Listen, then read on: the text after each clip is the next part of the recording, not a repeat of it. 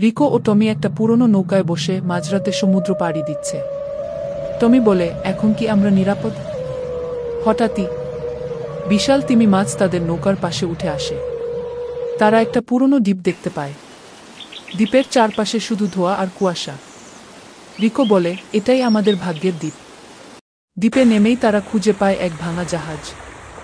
হঠাৎই চারদিক থেকে জলদস্যুরা ঘিরে ধরে। তাদের নেতা ক্যাপ্টেন ব্ল্যাকপো বলে, তোমরা এখানে কেন? জলদস্যুরা ভাবে রিকো ও টমি গুপ্তধনের মানচিত্র চুরি করতে এসেছে। কিন্তু হঠাৎ রিকো বলে, আমরা তোমাদের সাহায্য করতে পারি। জলদস্যুরা তাদের এক পরীক্ষায় ফেলতে চায়। রিকো, টমি ও জলদস্যুরা একসাথে গুপ্তধনের সন্ধান শুরু করে। কিন্তু গুপ্তধনের সামনে আছে এক রহস্যময় দরজা।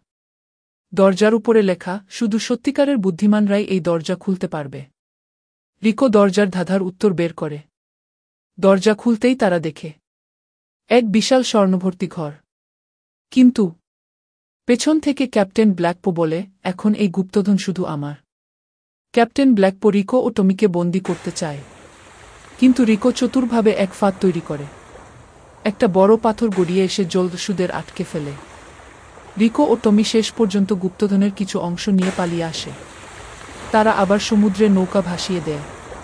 টমি বলে, এবার কি আমরা ধনী? রিকো হাসে, সবচেয়ে বড় ধন তো আমাদের বন্ধুত্ব।